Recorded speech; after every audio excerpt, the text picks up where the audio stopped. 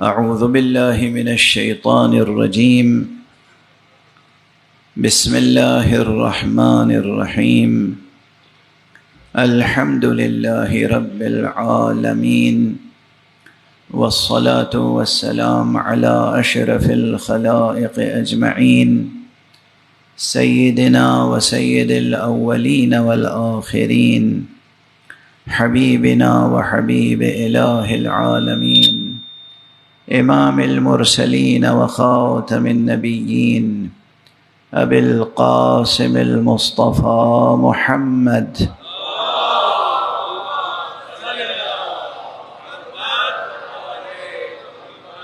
وعلى أهل بيته الطيبين الطاهرين الهداة المهديين المعصومين المظلومين، واللعنة الدائمة على أعداء الحق والدين.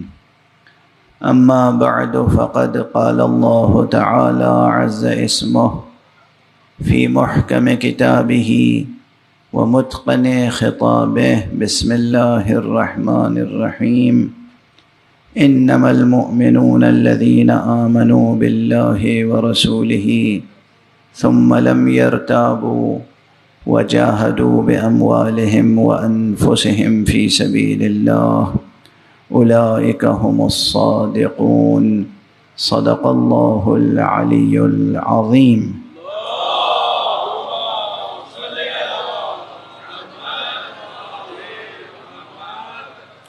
ایک مرتبہ اور بلندتر صلوات پڑھیں۔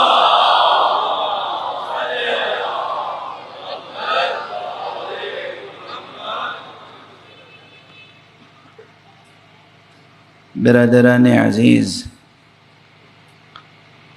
عزیزان ایمانی، برادران اسلامی اور مسلمانان حسینی،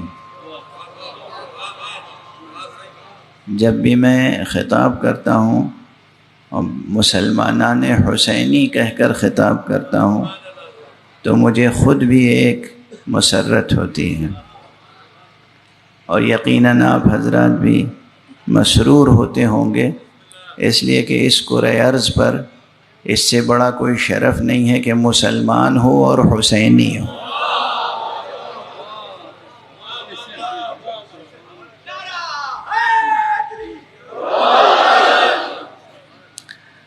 حقیقت یہ ہے، کشش کردار حسینی یہ ہے کہ اس وقت کرۂ ارض پر جتنے بھی مسلمان ہیں ان کی دل کی تمنا یہی ہوتی ہے کہ وہ حسینی مسلمان ہوں۔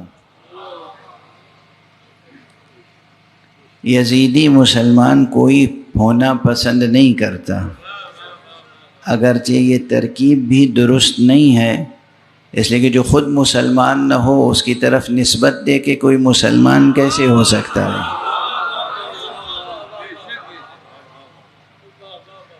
تو جو بھی مسلمان ہے اس کے دل کی تمنا اور آرزو یہ ہوتی ہے کہ اس کی نسبت سرکار سید الشہداء ابو عبداللہ الحسین علیہ الصلاۃ والسلام سے ہو۔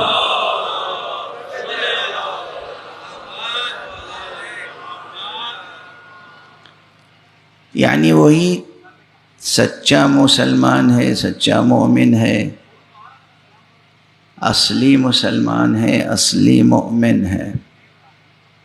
ہر شخص چاہتا یہ ہے کہ وہ سچا مسلمان ہو اور سچا مومن ہو،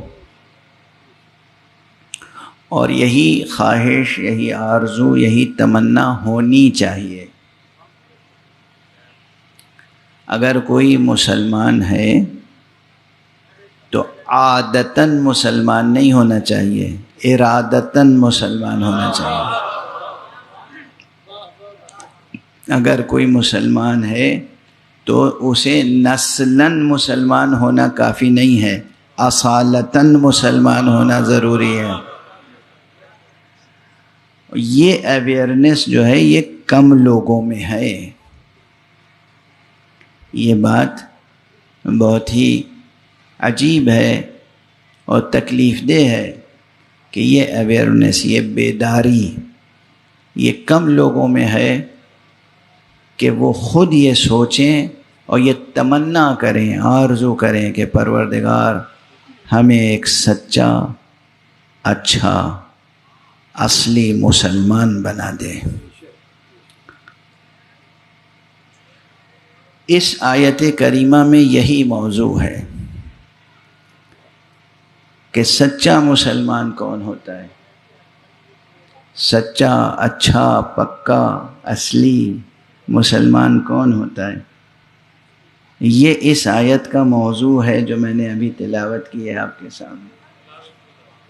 سورہ مبارکہ حجرات کی آیت ہے۔ اس سے پہلے بھی غالباً 3 یا 4 مجلسوں میں یہی آیت سرنامہ کلام قرار دے رہا ہوں۔ آیت کا ترجمہ سادہ طور پر یہ ہے، انما المؤمنون الذین آمنوا باللہ ورسولہ، مومنین تو بس وہی ہیں جو اللہ پر ایمان لاتے ہیں اور اللہ کے رسول پر ایمان لاتے ہیں، ثم لم یرتابوا، اور ایمان لانے کے بعد وہ پھر کسی شک اور شبہے اور تردد میں مبتلا نہیں ہوتے۔ یہ بڑی بات ہے۔ خود یہ جو شرط ہے یہ بہت بڑی شرط ہے۔ ہم لوگ اپنی روزمرہ کی زندگی میں غور کریں کہ کتنے احکام الہیہ ہمیں بیان کیے جاتے ہیں اور ہمارا دل قبول نہیں کرتا، اور بیان کرنے والے سے پوچھتے ہیں ایسا کیوں ہے، آخر یہ کیوں ہے، ایسا کیوں کریں، اس چیز سے کیوں منع کیا گیا ہے۔ اور جب کہا جاتا ہے کہ اللہ نے کہا ہے، رسول نے کہا ہے، تو دل مطمئن نہیں ہوتا، اور پوچھنے ہیں کہ اور بھی تو کوئی وجہ ہوگی، رسول نے اس کی وجہ بھی تو بیان کی ہوگی۔ اس کے معنی یہ ہیں کہ آپ ایسے مسلمان ہیں کہ جب تک آپ مطمئن نہ ہوں صرف پیغمبر کے کہے پر اطاعت نہیں کرنا چاہتے۔ جب تک آپ مطمئن نہ ہوں، میرا ذہن مطمئن نہ ہو، اس وقت تک میں اطاعت نہ کروں، تو یہ کون سی اطاعت ہوئی؟ اپنی اطاعت کرنا چاہتے ہیں یا مولا کی اطاعت کرنا چاہتے ہیں؟ واضح ہے۔ یہ ہمارے بہت سے بزرگوں میں بھی یہ عادت ہے اور جوانوں میں بھی ہے۔ ابھی اس سفر میں بھی کئی مرتبہ یہ سوال ہوا کہ آخر ایسا حکم ہے تو کیوں ہے؟ اور میں نے کہا کہ قال اللہ قال رسول اللہ، یہ حجت آخر ہے ہمارے لیے۔ کسی حکم شرعی کی دلیل کیا ہے؟ اللہ نے کہا ہے، یہ ختم ہو گئی دلیل۔ کہ نہیں، کوئی وجہ بھی تو ہوگی، یہ کوئی وجہ بھی تو ہوگی۔ یہ سوال اصلاً یہ ایک مرد مسلم و مومن کو زیب نہیں دیتا۔ یہاں پر یہ بالکل ذہن میں نہ آئے کہ میں سوال کا مخالف ہوں، تحقیق کا مخالف ہوں، جستجو کا مخالف ہوں، ہرگز نہیں۔ علم حاصل کریں، تحقیق کریں، جستجو کریں، لیکن شرط عمل آپ کی تحقیق نہیں، حکم خدا ہے۔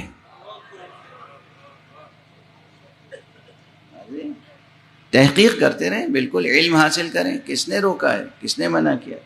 قرآن مجید تو خود کہتا ہے فَاسْأَلُوا أَهْلَ الذِّكْرِ إِن كُنتُمْ لَا تَعْلَمُونَ، اگر تم علم نہیں رکھتے ہو تو جو اہل علم ہیں، اہل ذکر ہیں، ان سے سوال کرو۔ تو قرآن خود تشویق اور ترغیب دیتا ہے کہ تم سوال کرو، منع نہیں کرتا۔ آپ کا ذہن اللہ نے ایسا بنایا ہے کہ اس میں سوالات پیدا ہوتے ہیں۔ میں اکثر کہتا ہوں کہ آخر کہیں بازار میں سوالات تو نہیں بکتے، سوالات تو خود ذہن میں پیدا ہوتے ہیں۔ تو اللہ نے ایسا ذہن بنایا ہے کہ آپ کے ذہن میں سوالات پیدا ہوں، اور ہماری اور آپ کی ہدایت کے لیے ایسے رہبر بھیجے ہیں جو سوالات کا استقبال کرتے ہیں وہ کہتے ہیں سلونی سلونی قبل ان تفقدونی، پوچھ لو مجھ سے، پوچھ لو قبل اس کے کہ میں تمہارے درمیان نہ رہوں۔ تو یہ ذہن میں نہ آئے کہ سوال پر پابندی عائد ہو رہی ہے، نہیں، سوالات کریں، خوب کریں، تحقیق کریں، جستجو کریں، کیا، کیوں، کیسے، سب پوچھیں، مگر مقام عمل میں، مقام امتثال میں، تعمیل ارشاد الہی میں اپنی فہم کو شرط قرار نہ دیں۔ اس طرح تربیت کریں ذہنوں کی کہ جیسے ہی معلوم ہوا اللہ کا یہ حکم ہے، پہلا رد عمل یہ ہونا چاہیے مومن کا کہ پھر ہمیں اسے انجام دینا ہے۔ اب اگر ذہن میں سوال پیدا ہو کہ کیوں، کیسے، شیطان وسوسہ دل میں ڈالے، پوچھ تو لو کیوں، کیسے، تو جواب خود اپنے نفس کو یا شیطان کو دیجیے گا، یہ ہم بعد میں پوچھ لیں گے کہ کیوں، کیسے، ابھی تو عمل کرنا ہے نا۔ ارے ابھی تو مولا نے حکم دیا ہے تو عمل کرنا ہے نا، ایسا نہ ہو کہ سمجھنے میں عمل میں تاخیر ہو جائے۔ اور اس کی عملی مثال مثلا یہ ضروری نہیں ہے کہ ہر سپاہی کو تمام فوجی اسرار بتا دیے جائیں۔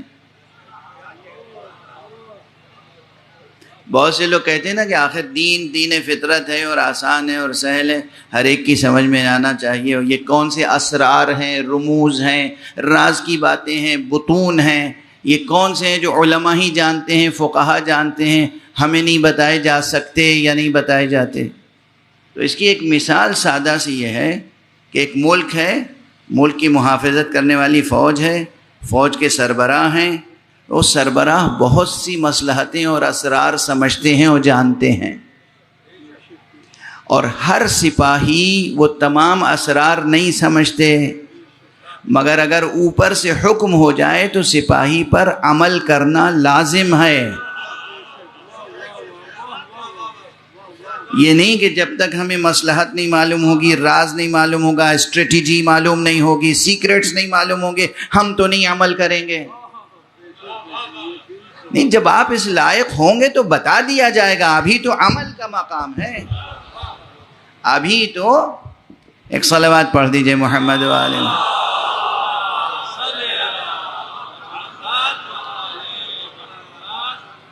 واضح ہے نکتہ؟ تو جہاں تک ہمارے سامعین ہیں، اپنی عقل کو پروان چڑھائیں، فکر کا سفر جاری رہے، کسب علم میں کمی نہ آئے، لیکن یہ سب شرط عمل نہیں ہے۔ شرط عمل ہے حکم مولا کا دریافت کرنا اور بس۔ ادھر معلوم ہوا کہ حکم خدا یہ ہے، ادھر سر تسلیم خم ہو جانا چاہیے۔ راز کی باتیں سمجھتے رہیں گے، بعد میں ہو سکتا ہے ہم نہ پوچھیں اور والہانہ انداز میں جذبہ اطاعت سے ہم خدا کے حکم کے آگے سر تسلیم خم کر دیں، تو یہی مخلصانہ والہانہ سر تسلیم خم کرنے کی ادا اسے اتنی پسند آ جائے کہ ہمارے دل میں معرفت کا نور بھر دے۔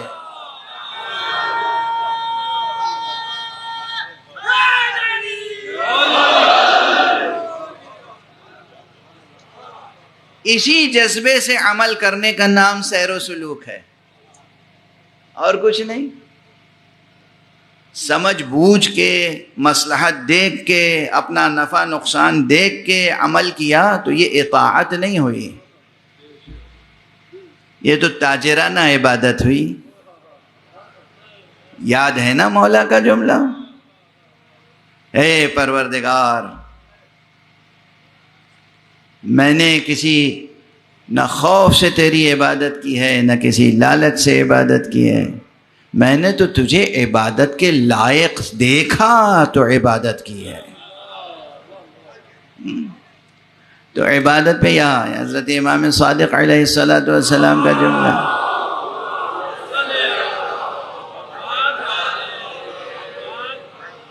کہ فرمایا ہے کہ نہ عبادت تاجرانہ ہونی چاہیے، نہ عبادت غلامانہ ہونی چاہیے، عبادت تو حسن اختیار کے ساتھ ہونا چاہیے، عبادت تو عشق اور محبت سے سرشار ہو کے ہونی چاہیے، آزادانہ ہونی چاہیے۔ تو یہ ایک بات ذہن عالی میں رہے کہ سچا مسلمان اور پکا مسلمان کون ہے؟ جس کے دل میں کوئی شک شبہ پیدا نہ ہو، نہ اصول دین میں نہ فروع دین میں، جو ثابت حقیقتیں ہیں۔ نماز صبح کی 2 رکعت ہے تو ہے۔ مجھ سے اتفاقاً سوال کرنے والے نے اسی سفر میں یہی سوال کیا تھا کہ صاحب وہ نماز صبح 2 رکعت ہے، نماز ظہر 4 رکعت کیوں ہے، اور نماز مغرب پھر 3 رکعت کیوں ہے؟ اور میں نے کہا یہ تو سیرت مصطفیٰ صلی اللہ علیہ وآلہ وسلم، یہ تو حضور کا عمل ہے اور حضور کا اعلان ہے کہ جیسے میں نماز پڑھوں، مجھے جس طرح نماز پڑھتے ہوئے دیکھو ویسے نماز پڑھو، اور اللہ نے بھی کہا ہے کہ میرے مصطفیٰ کو جس طرح عبادت کرتے ہوئے دیکھو ویسے عبادت کرو۔ اللہ کہتا ہے کہ پیغمبر کو دیکھ کر عبادت کرو، پیغمبر کہتے ہیں مجھے دیکھ کر عبادت کرو۔ ہم کہتے ہیں پیغمبر نے یہ کیا اور کہا، آپ کہتے ہیں کیوں؟ تو یہ ایک شان مومن کے خلاف ہے۔ واضح ہے سچا مومن کون ہوتا ہے، سچا مسلم کون ہوتا ہے۔ پھر تاکیداً عرض کر رہا ہوں، جوانوں کا چہرہ زیادہ نظر آ رہا ہے مجھے، علم حاصل کرنے پر کوئی پابندی اسلام نے نہیں لگائی ہے۔ قرآن نے، اسلام نے کہیں علم خوب حاصل کریں، اور علم میں بھی کوئی شرط نہیں کون سا علم حاصل کریں۔ ہر وہ علم، معلومات کا ہر وہ مجموعہ جس پر لفظ علم صادق آئے۔ یہ بڑی دقیق بات کہہ دی میں نے۔ یہ جو ہے وہ فلسفی آف ایجوکیشن سے لے کر اور ایپسٹیمولوجی تک یہ بات جائے گی۔ ہر وہ مجموعہ معلومات جس پر لفظ علم صادق آئے وہ آپ حاصل کر سکتے ہیں، وہ جائز ہے، کبھی حرام نہیں ہے، وہ جائز ہے۔ حاصل کریں علم، فکر کا سفر جاری رکھیں، ذہن کو زندہ رکھیں، خوب مطالعہ کریں، کتابوں سے رشتہ مضبوط رہے، مگر ایسا نہ کبھی کہیے گا کہ کتابیں کافی ہیں۔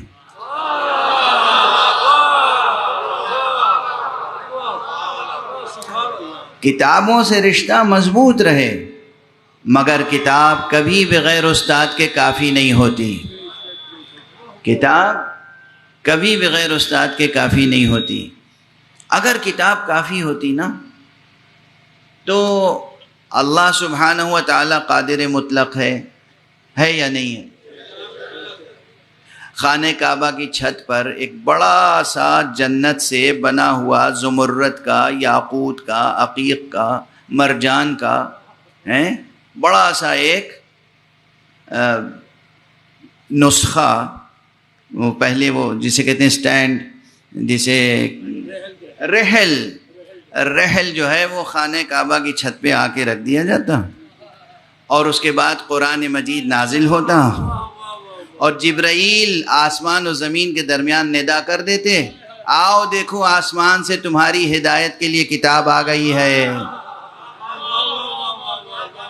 آؤ انسانوں یہ کتاب پڑھو اور اپنی آخرت سنوارو، آؤ انسانوں اپنی دنیا سنوارو، آؤ انسانوں دیکھو کتاب پڑھو اور دیکھو کیسے اللہ کی بندگی کی جاتی ہے۔ کیا یہ اللہ کے لیے ناممکن تھا؟ نہیں، ناممکن تو نہیں تھا۔ جب ناممکن نہیں تھا تو پھر اللہ سبحانہ و تعالیٰ نے یہ کیوں کیا کہ پہلے مصطفیٰ کو بھیجا صلی اللہ علیہ وآلہ وسلم۔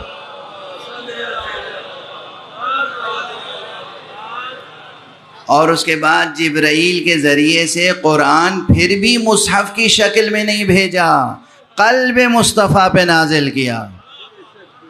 اور وہ آنکھیں بجز نفس رسول کسے نصیب تھیں جو قلب مصطفیٰ کی آیتیں پڑھ لے۔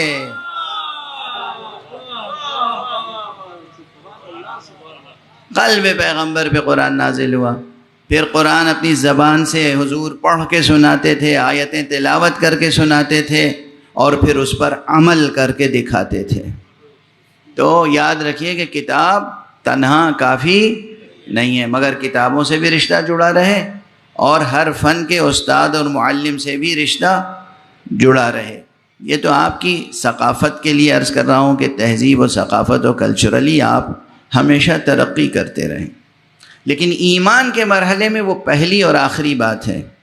ایمان کے معنی یہ ہے کہ جب اللہ پر ایمان لے آئے تو پھر اللہ کے کسی حکم پر یہ نہ پوچھیں کیوں کیسے، عمل کے لیے یہ شرط نہیں ہے۔ اور جو شان حق سبحانہ و تعالیٰ کی ہے وہی شان پیغمبر کی ہے۔ جب پیغمبر صلی اللہ علیہ وآلہ وسلم پر ایک مرد مسلم ایمان لے آئے تو پیغمبر جو حکم دیں اس پہ عمل کرنا ہے، نہ عمل میں تاخیر جائز ہے نہ عمل میں تعطیل جائز ہے۔ حضور نے کہا تو عمل کرنا ہے، عمل نہ کرنے کے معنی یہ ہے کہ شک ہے، شبہ ہے، کہیں نہ کہیں دبا ہوا نفاق ہے، کہیں نہ کہیں کفر ہے، کہیں نہ کہیں شرک ہے۔ پیغمبر موجود ہوں، پیغمبر حکم دے رہے ہوں، اور انسان پیغمبر کے حکم پر عمل کرنے سے سرتابی کر رہا ہو یا تاخیر کر رہا ہو یا شک و شبہ کر رہا ہو، لیت و لعل کر رہا ہو، اس کے معنی یہ ہے کہ وہ سچا مسلمان نہیں ہے۔ کل بھی یہی معیار تھا، آج بھی یہی معیار ہے، قیامت تک یہی معیار رہے گا ہر ایک کے لیے۔ اس لیے یہ قید آئی ہے کہ انما المؤمنون الذین آمنوا باللہ، بس مومن تو وہی ہیں جو ایمان لانے والے ہیں اللہ پر، ورسولہ، اور اس کے رسول پر، ثم لم یرتابوا، اور پھر ایمان لانے کے بعد شک اور شبہ اور لیت و لعل و تردید و تردد اس کی کوئی گنجائش نہیں۔ اس کے بعد پھر شرطیں اور بھی ہیں ایک سچے مسلمان کے لیے۔ ہر ایک کی خواہش ہے نا کہ ہم سچے مسلمان بنیں، تو اب اس کے بعد کیا، یہ قرآن متن قرآن ہے، میں اپنی طرف سے تو کچھ نہیں عرض کر رہا ہوں، میں صرف ترجمانی کر رہا ہوں۔ ثم لم يرتابوا وجاهدوا باموالهم وانفسهم فی سبیل اللہ، اور اللہ کی راہ میں اپنے مال سے جہاد کرتے رہیں، مال سے جہاد کرتے رہیں اور اپنی جانوں سے جہاد کرتے رہیں۔ اب ذہن میں سوال پیدا ہوگا کہ مال سے جہاد کیسے ہوتا ہے، تو یہاں میں ایک اہم بات عرض کر دوں۔ سب جانتے ہیں، یا آپ اپنی توہین نہ سمجھیے گا، کہ عموماً سمجھا جاتا ہے کہ کراچی میں غریبوں کا علاقہ کورنگی ہے۔ پہلی بات تو یہ یاد رکھیے کہ غریب ہونا کوئی ذلت کی بات نہیں ہے۔ یہ میں نے انچولی کی مجلسوں میں بھی کہا تھا، غریب ہونا کوئی ذلت کی بات نہیں ہے، ذلت کی بات ہے بے کردار ہونا۔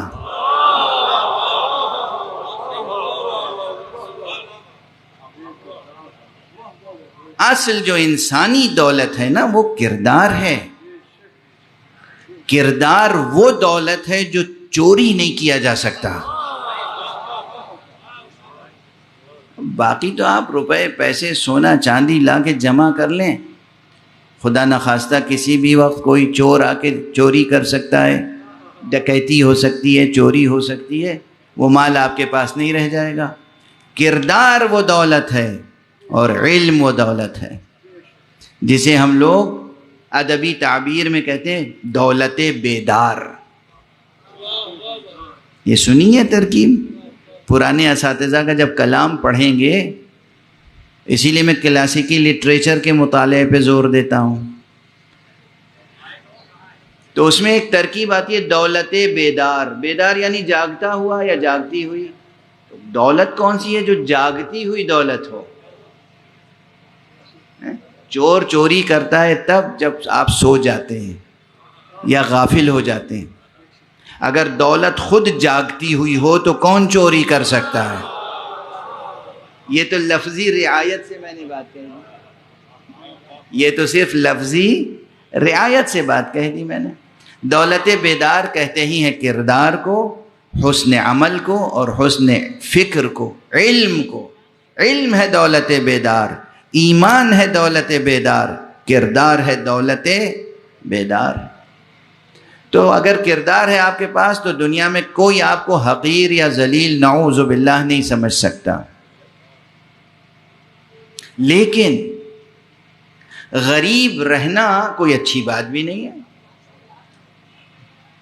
اس لیے کوشش کرنی چاہیے کہ آپ دنیا کو تسخیر کریں، کمائیں، کمانے کے جتنے ذریعے ہیں استعمال کریں. اور کمانے کے سلسلے میں اسلام کا ایک رویہ بتا دوں.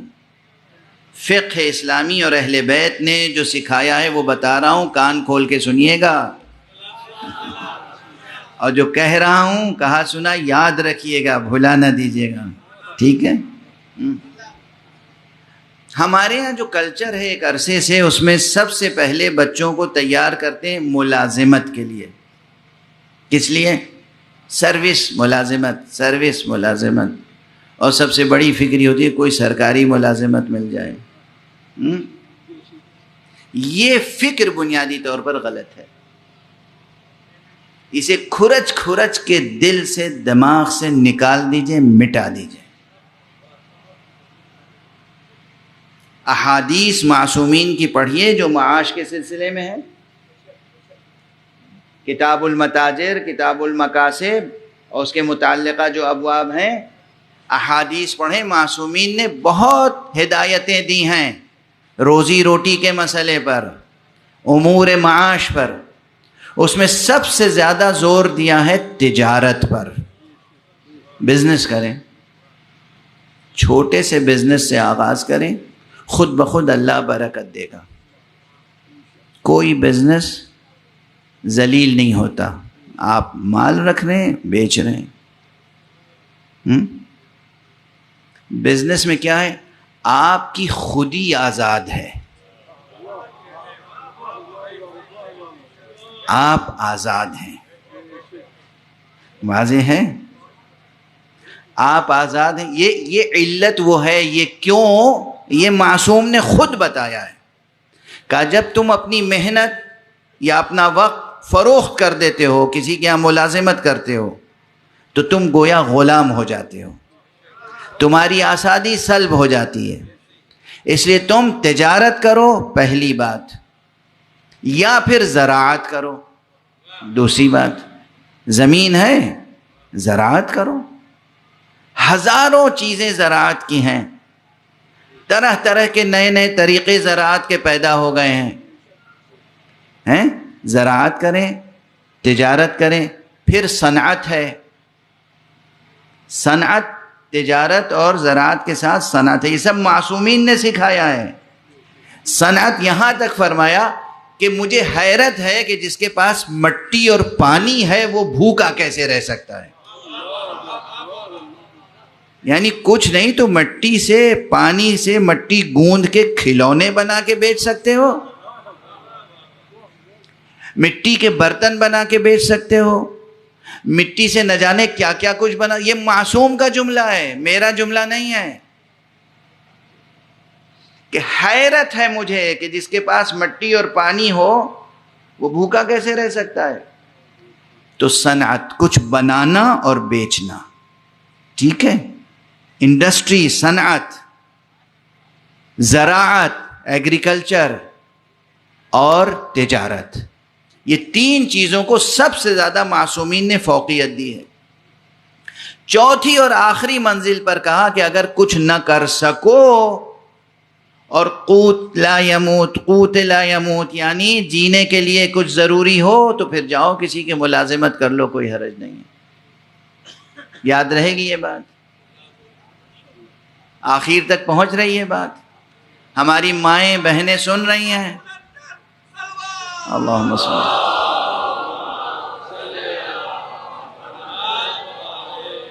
جوان بچے سب سن رہے ہیں نا، والدین سن رہے ہیں.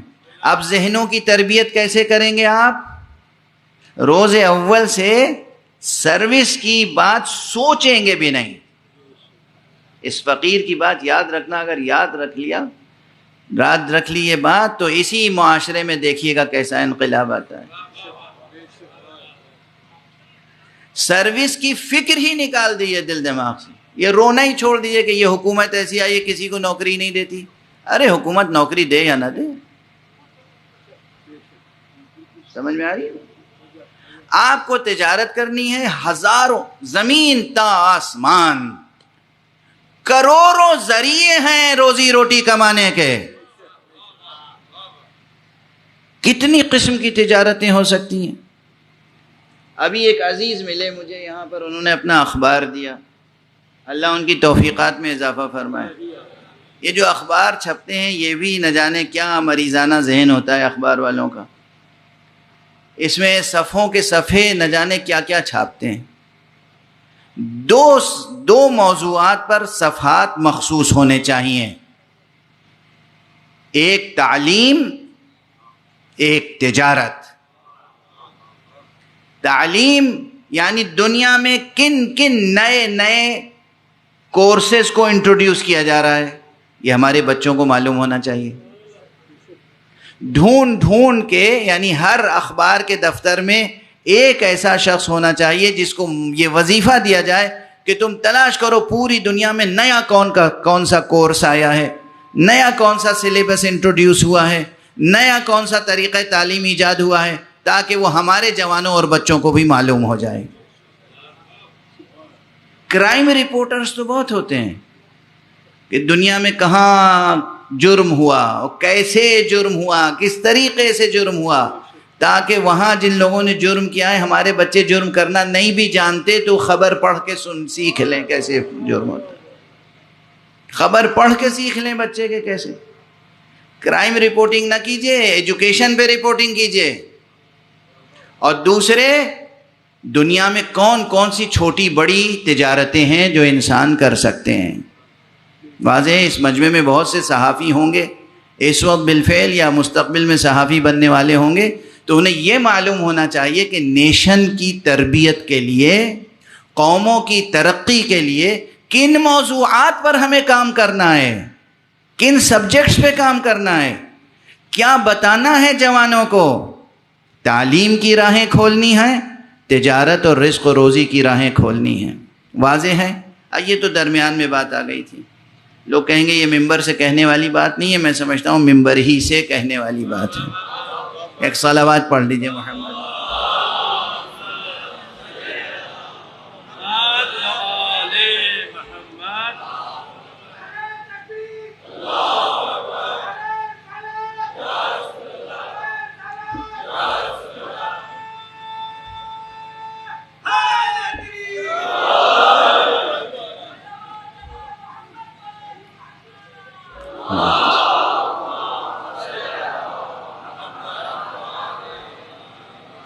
اب یہ بات میں نے عرض کیوں کی اور مناسبت کیا تھی درمیان میں، تعلق کیا ہے اس آیت سے.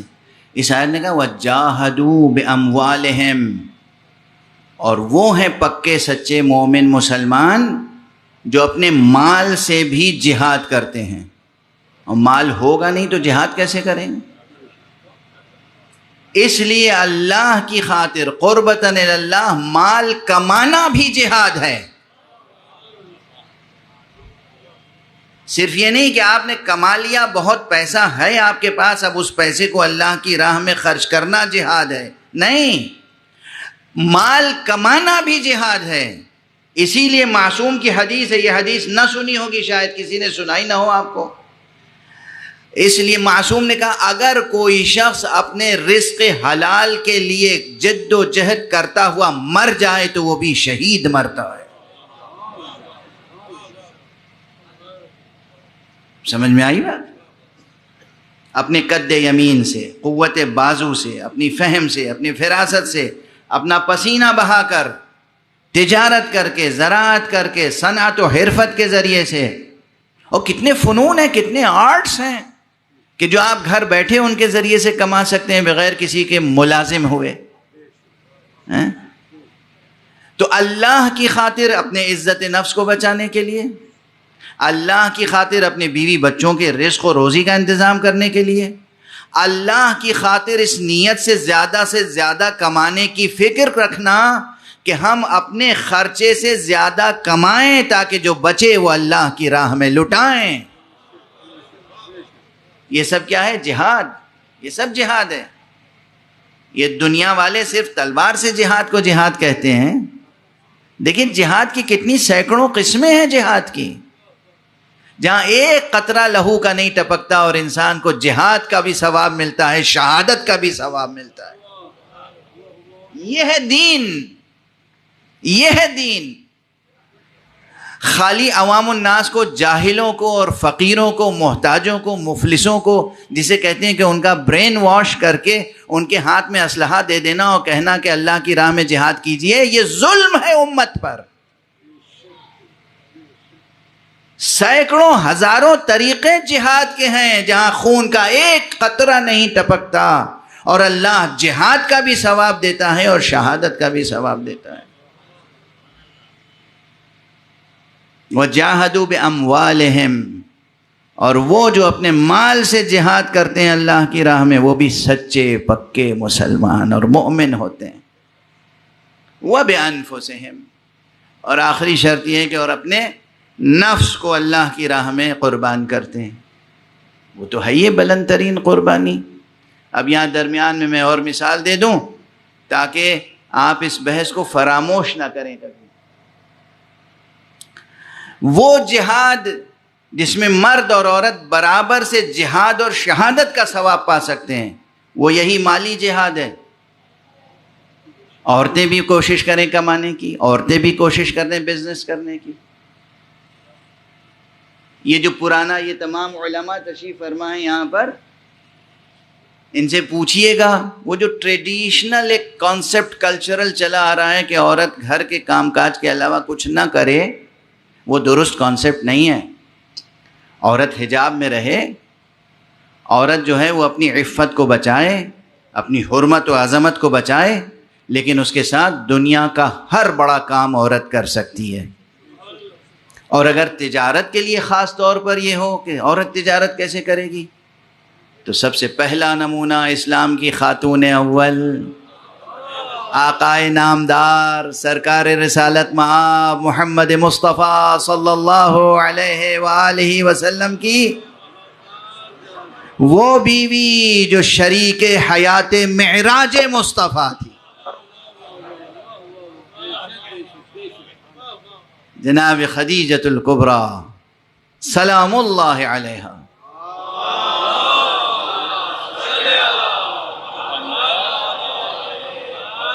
ان کی سیرت سامنے ہے یا نہیں؟ بی بی جناب خدیجہ، کتنا بڑا کارواں ہوتا تھا ان کا تجارت کا.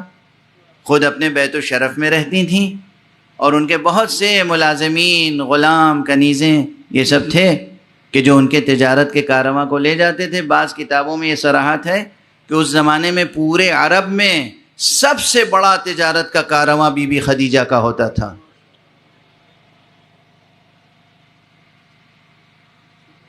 اور پھر یہ اسی بیوی کو شرف حاصل ہوا کہ ان کا مال تجارت لے کر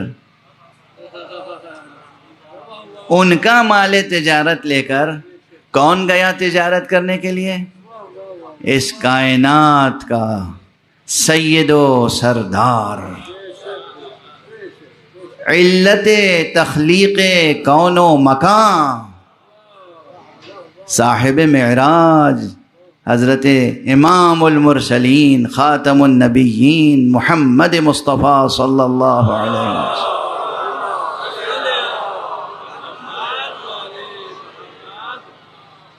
ان کے مال تجارت کا کارواں لے کے گئے.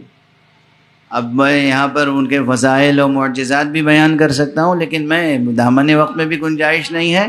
معجزے آپ سنتے رہتے ہیں، اس وقت خشک مسائل سنتے جائیں جو آپ کی زندگی کے کام کے ہیں. اپنی بیٹیوں کو ایسی تربیت کریں کہ بہترین بزنس کر سکیں. بہترین صنعت کر سکیں، ڈفرینٹ آرٹس میں کمال پیدا کریں اور کما سکیں، اور بیٹوں کو بھی اسی طرح۔ تجارت میں ایک طرف جناب بی بی خدیجۃ الکبریٰ ہیں، اور دوسری طرف تجارت میں حضرت ابو طالب بھی تو کسی سے کم نہیں تھے، اور دونوں کا مال صرف تبلیغ اسلام ہوا۔ جناب بی بی خدیجۃ الکبریٰ، لوگ تاریخوں میں لکھ گئے ہیں کہ فلاں نے غلام آزاد کرائے اور فلاں نے غلام آزاد کرائے، یہ کوئی نہیں بتاتا کہ تھیلیاں دے کے آزاد کروایا کس نے۔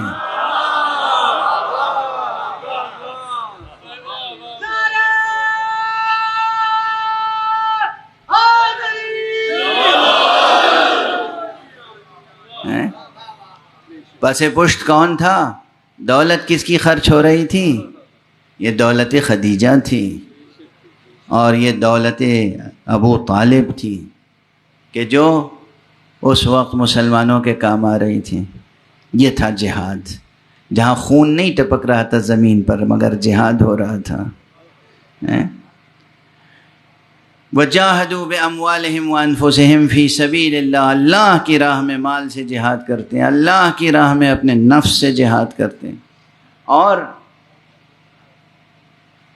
آخری فقرہ پھر یہ جو میں آج کہہ رہا ہوں شروع سے آخر تک بار بار، سچا مومن، سچا مومن، پکا مومن، سچا مومن، وہ آخری فقرہ ہے، اولئک هم الصادقون، جو یہ ہیں کہ اللہ پر ایمان لاتے ہیں، رسول پہ ایمان لاتے ہیں، پھر کسی شک و شبہ میں مبتلا نہیں ہوتے، اور اپنے مال سے جہاد کرتے ہیں، اپنے نفس سے، اپنی جانوں سے جہاد کرتے ہیں، وہی وہ ہیں جو سچے ہیں۔ وہی وہ ہیں جو سچے ہیں۔ اب اگر کہیں بھی کسی کے ہاں یہ پتہ چل جائے کہ وہاں رسول کے یا اللہ کے حکم پر عمل کرنے کا جذبہ مخلصانہ نہیں تھا، تو آپ اسے کچھ بھی کہہ سکتے ہیں، نہ صادق کہہ سکتے ہیں، نہ اس سلسلے میں کوئی مبالغے کا اور صیغہ استعمال کر سکتے ہیں۔ صلوات پڑھ دیجئے محمد و آلہ میں۔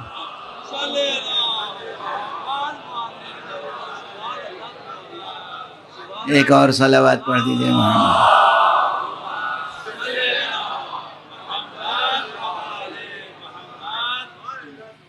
سچے مومن کی شان یہ ہے کہ اس میں شک و شبہ نہ ہو، اور جہاد کا مکمل جذبہ ہو، نہ شک و شبہ ہو، اور نہ بزدلی ہو، شجاعت ہو، شکیبائی ہو، صبر ہو، اور جاں فشانی کا جذبہ ہو، جان نثاری کا جذبہ ہو۔ اور بس وقت گزر گیا، میرا خیال ہے اتنا درس کافی ہے، اور میری صحت مزمحل ہے، تو بہرحال ایک صلوات پڑھ دیں محمد و آلہ۔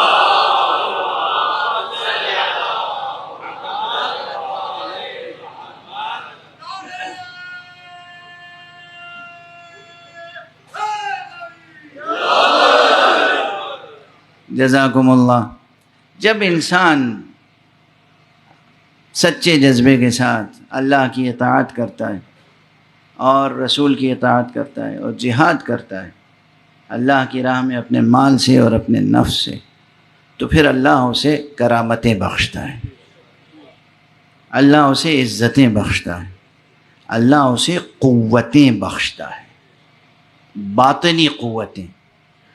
تو پھر وہ منزل آتی ہے، دیکھیے اس میں منطقی تسلسل ہے، لاجیکل کنسسٹنسی ہے، ایک منطقی استدلال اس کے پیچھے چھپا ہوا ہے، کہ انسان نے پہلے خود کمایا، اور جو کچھ کمایا لٹا دیا اللہ کی راہ میں۔ اس کی مثالیں ہیں، اور سب سے بڑی مثال خود حضرت ابو طالب کی ہے، جناب خدیجہ کی ہے، اور پھر اس کے بعد سب سے بڑی مثال حضرت علی ابن ابی طالب کی ہے۔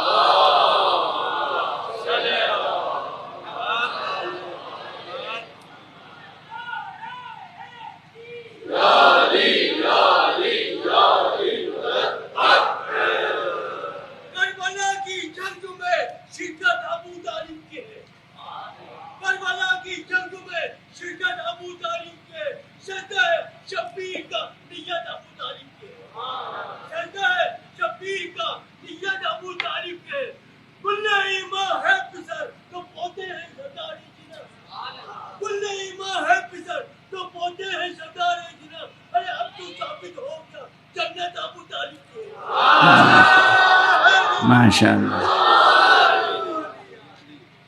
جناب امیر المومنین کے تعلق سے اور بنی ہاشم کے تعلق سے جو مورخین ہیں ان کا ہمیشہ معاندانہ رویہ رہا۔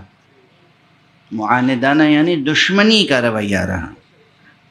تو انہوں نے ان کی فضیلتوں کا انکار کیا، ان کی قربانیوں پہ پردے ڈالے، اور ایک چیز یہ پیش کرنی چاہیے کہ یہ تو مفلس تھے۔ میں کیا عرض کروں آپ سے کہ جب ہم لوگ کتابیں پڑھتے ہیں تو کیا کیا مصیبتیں ہمارے سامنے آتی ہیں۔ بہت سی مثالیں دی جا سکتی ہیں، کتابوں کے نام لیے جا سکتے ہیں۔ مثلاً ایک بہت بزرگ شخصیت تھی مسلمانوں کے درمیان بر صغیر میں، حضرت مولانا ابو الحسن علی میاں ندوی۔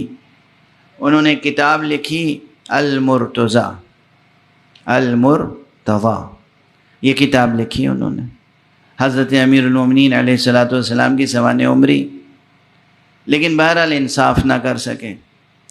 وہ ایک مثال میں نے دے دی۔ وہ اور ان جیسے اور بہت سے حضرات نے جو تاریخ لکھی ہے اس میں یہ زور ہے کہ یہ تو بالکل نادار تھے، فقیر تھے، ہمیشہ گھر میں فاقہ پڑا رہتا تھا۔ یہ غلط تاریخ نویسی ہے۔ ان کی سیرت اور کردار کو پہچانا نہیں لوگوں نے۔ یہ وہ تھے جو خود اپنے قد یمین سے کما کے بھی دوسروں پر لٹا دیتے تھے، اور اگر تاریخوں میں تلاش کریں تو یہ تذکرے مل جائیں گے، ایسا نہیں کہ یہ تذکرے موجود نہیں ہیں۔ حضرت امیر المومنین علی ابن ابی طالب علیہ الصلوۃ والسلام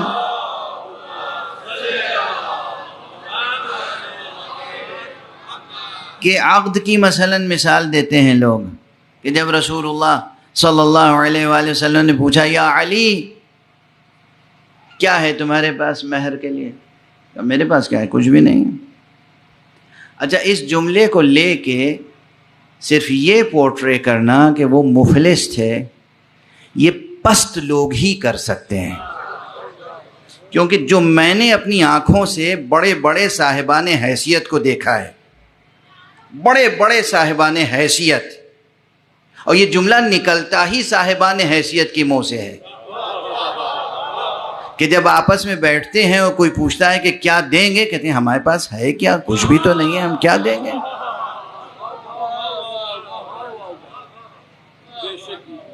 صاحب ظرف کی گفتگو یہی ہوتی ہے۔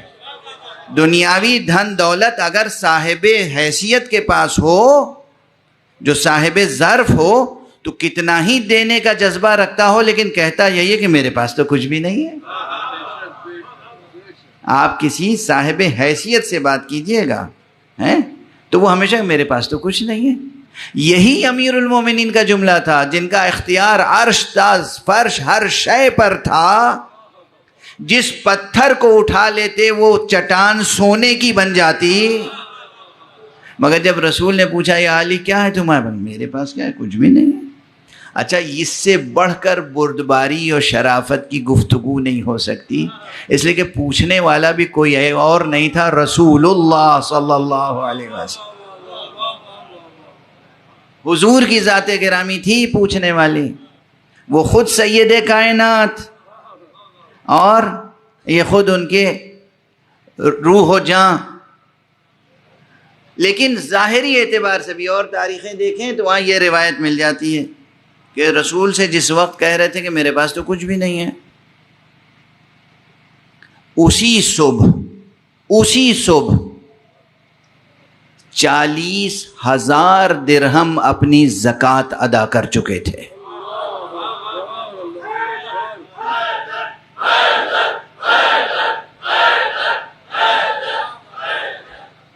اسی صبح یہ تھے امیر المومنین۔ یہ جو تصویر بنائی جاتی ہے کہ مفلس تھے، کچھ رہتا ہی نہیں تھا کھانے کے لیے، کسی کو عطا کا جذبہ یہ تھا، جو کچھ اپنے پاس ہوتا تھا عطا کر دیتے تھے، مزید کما کے عطا کر دیتے تھے، اور پھر بھی بھوکے رہتے تھے۔ اس بھوک کی لذت سے دنیا والے آشنا نہیں ہیں، نہیں سمجھ سکتے مقامات معصومین کے۔ معصومین کے مقامات سمجھ نہیں سکتے اس بھوک کی لذت کیا تھی، اس بھوک کی حقیقت کیا تھی۔ اور پھر حق سبحانہ و تعالیٰ کیا کرامتیں عطا فرماتا تھا کہ اس شخص نے جو کچھ تھا وہ دے دیا، مزید کما کے دے دیا، پھر بھی اپنے لیے کچھ نہ رکھا، تو وہ اعجاز کی کیفیت ہوتی تھی کہ اگر کوئی مہمان آ گیا ہے اور وہ ہاتھوں پہ پانی ڈال رہا ہے تو وہ ہاتھ کا دھون بھی جواہر بن جاتا تھا۔ یہ سب یوں ہی نہیں ہوتا۔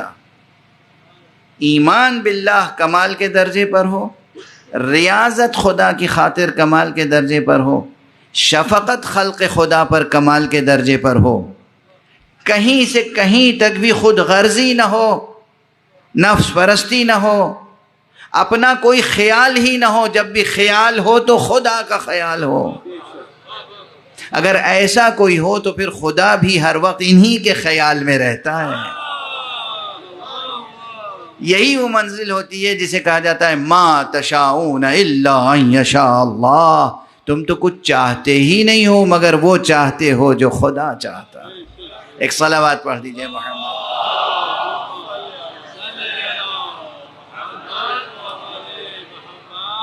تمام تر کرامات کا راز اور اعجاز کا راز یہ ہے، بندگی حق کمال کے درجے پر۔ اور یہ جو معجزات کی فہرست ہے، مثلا کسی کو عطا کرنے کے لیے کتنے معجزے ہیں معصومین کے یہاں پر، لیکن اب میں چاہتا ہوں کہ معال مجلس کے قریب ہو جائے گفتگو، تو پھر اعجاز ہی کے سلسلے میں ایک روایت ذکر کر دوں کہ مسجد میں حضرت امام حسین علیہ السلام تشریف فرمائے۔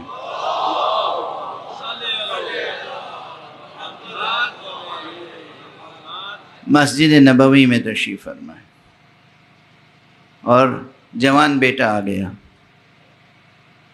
اور بے موسم کے پھل کی فرمائش کر دی۔ جو روایت ہے کہ آپ نے مسجد کے ایک ستون پر ہاتھ مارا اور اس ستون کے اندر سے گویا اس پھل کی شاخ ظاہر ہوئی اور تازہ پھل توڑ کے آپ نے بیٹے کو دے دیا۔ انگور کی فرمائش تھی، انگور دے دیا۔ یہ جو منزل اعجاز ہے، یہ حضرت آقا امام حسین علیہ السلام کا معجزہ ہے۔ بے موسم کا پھل جوان بیٹے نے مانگا اور آقا نے دے دیا۔ یہ معجزات میں ثبت ہے، ہمارے یہاں معتبر ترین کتابوں میں ہے۔ بس ایک جملہ کہوں گا اور آپ کی طبیعتیں منقلب ہو جائیں گی۔ شاید بیٹے کو یہی انداز یاد تھا کہ بے موسم کا پھل مانگا تھا تو بھی بابا نے دے دیا۔ جو کربلا میں آ کے کہا تھا نا، بابا العطش قد قتلنی، بابا پیاس کی شدت مجھے قتل کیا چاہتی۔ لیکن یہاں مصلحت امامت کچھ اور تھی، یہاں حکمت الہیہ کچھ اور تھی، یہاں مشیت کا تقاضا کچھ اور تھا۔ یہاں یہ نہیں کیا آپ نے کہ جنت سے، بہشت سے، کوثر سے ہاتھ بڑھا کر پانی لا کے پلا دیتے۔ یہاں آپ نے کہا بیٹا اپنی زبان ذرا میرے منہ میں تو ڈال دو۔ اور پھر بیٹے نے جلدی سے اپنی زبان منہ سے باہر نکالی، کہا بابا آپ کی زبان تو میری زبان سے بھی زیادہ خشک ہے۔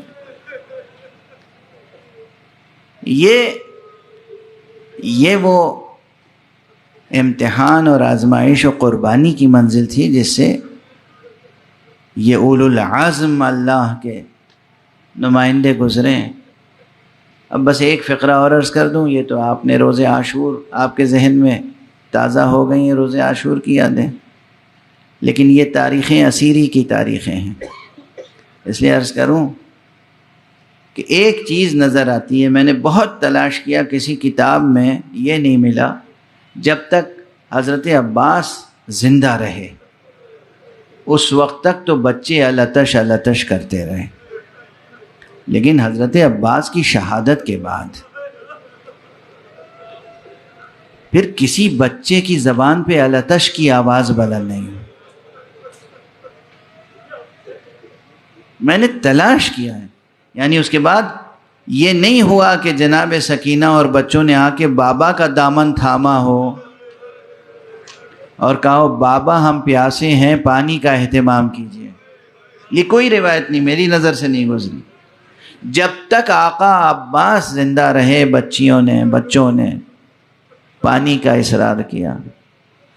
ہاں، جب آقا حسین خیمے سے نکل رہے تھے اور اپنے گھوڑے پر اپنے فرس پہ تشریف فرما ہو رہے تھے تو بی بی سکینہ نے پانی کا سوال نہیں کیا، بس ایک ہی جملہ کہا، بابا آپ بھی مرنے کے لیے جا رہے ہیں۔ یہ فقرہ تھا،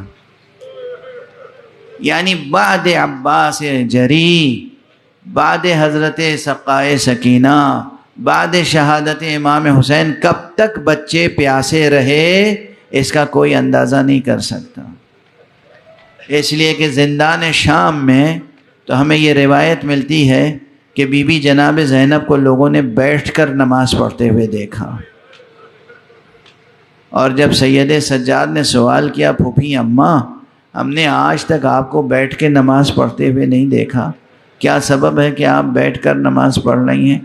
تو آپ نے فرمایا، بیٹا کربلا سے لے کر آج تک اس اسیری کی مدت میں کبھی دشمنوں کی طرف سے اتنا آب و دانہ نہیں آتا جو اسیروں کے لیے کافی ہو جائے، اس لیے میں اپنے حصے کی غذا اور اپنے حصے کا پانی بچوں کو پلا دیتی ہوں، بچوں کو کھلا دیتی ہوں، اور اب میرے جسم میں اتنی طاقت نہیں رہ گئی کہ کھڑے ہو کر نمازیں پڑھ سکیں۔ آپ ملاحظہ فرما رہے ہیں کہ پیاس کی شدت کب تک رہی، کہاں تک رہی۔ لیکن میرا جی چاہ رہا ہے کہ اس وقت ایک منظر پیش کر کے اور آپ کو دعوت ماتم دوں کہ یہ قافلہ جب، چونکہ اس سلسلہ سفر میں نے اس روایت کا ذکر نہیں کیا، جبکہ یہ بڑی المناک روایت ہے اور صحیح ترین روایتوں میں سے ہے مصیبت کی، مصائب کی، کہ جب اسیران اہل حرم کا قافلہ شام میں داخل ہوا تو اولاً تو بازاروں کو سجایا گیا، اور اس بازار سے گزرنا اہل حرم کے لیے قیامت سے کم نہ تھا۔ بازاروں سے گزارے گئے اہل حرم بے ردا، اور دو رویہ آئینہ بندی کی گئی تھی تاکہ بے ردا اہل حرم کو تماشبین اپنی نگاہوں سے دیکھیں۔ اس سب مرحلے سے گزرے اہل حرم، لیکن جب دربار میں داخل ہوئے ہیں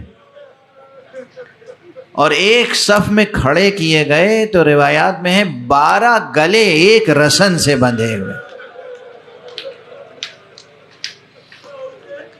یعنی اسی رسن میں جناب زینب کا بازو بھی ہے اور اسی رسن میں آقا حسین کی ایک 4 سال کی بچی کا گلا بھی ہے۔